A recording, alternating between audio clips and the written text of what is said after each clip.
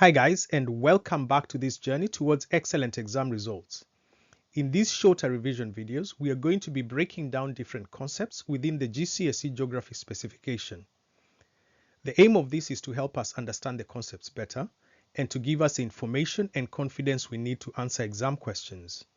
In today's video, we are going to be discussing how much oil there is left and the current consumption trends. Okay, let's get started. How much oil is there and what are the current consumption trends? So oil is considered as black gold due to being such a valuable commodity that everyone in the world needs. There is nowhere that you go in the world where they do not need oil. Every country in the world has cars on the road and needs oil for other things, like industry. We did say that oil is used in the production of tires, of toothpaste and toothbrushes, and whatever else is plastic will require oil to be produced. So oil is actually a very needed resource in the world that we live in today.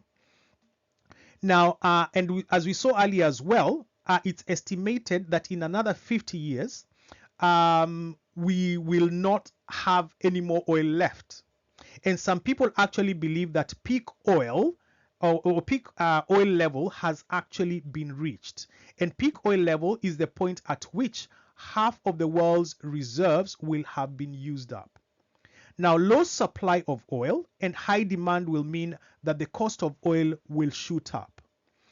And the largest reserves, as you can see here, so where are they? You can see that the largest reserves tend to be in the Middle East. You can see right here, that's the Middle East. There's very huge reserves here if you compare that to the rest of the world. So they hold 48 to 55% of the world's oil reserves.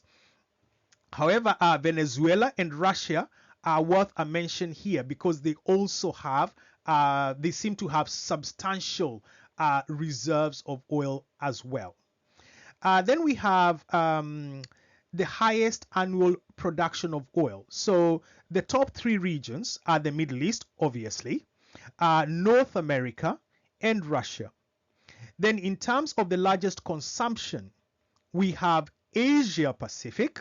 Okay, now Asia Pacific, you can think about that in terms of them having a very big population and therefore they need a lot of energy. And we can also talk about the fact that China and India are located there and there's an industrialization process or boom taking place there. And as a result, they need huge amounts of energy. So Asia Pacific is the leading one. Then we have North America and we have Europe. So North America and Europe obviously being in the global north, which is the HICs whose energy consumption is fairly high.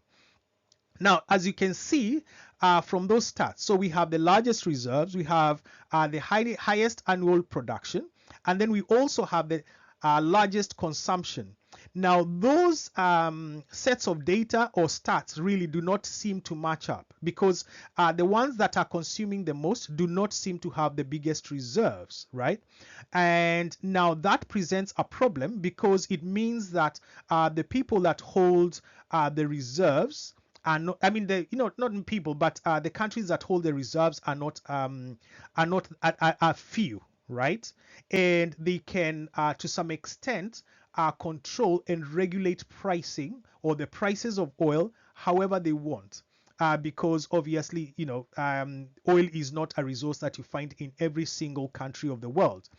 So as we have likely, as we saw earlier, when we talked about the Malthus versus Bosrap, debate, it's worth thinking about here whether we are likely to have the crisis that these two people suggested, that Malthus suggested we are going to have, or whether Bosrap will be right in terms of the human race adapting to the situation such that they come up with new ways of producing their energy and not having to rely on fossil fuels. That brings us to the end of this video on oil reserves and consumption. I hope that you have found the information insightful and useful. I have also done a video covering the whole of topic 9 on consuming energy resources. It will pop up as one of the suggested videos at the end of this one, and can also be found in the Consuming Energy Resources playlist. Videos on all the other subtopics within this topic are also in that playlist. Thanks once again for joining in this journey towards excellent exam results. All the best and see you again soon. Bye-bye.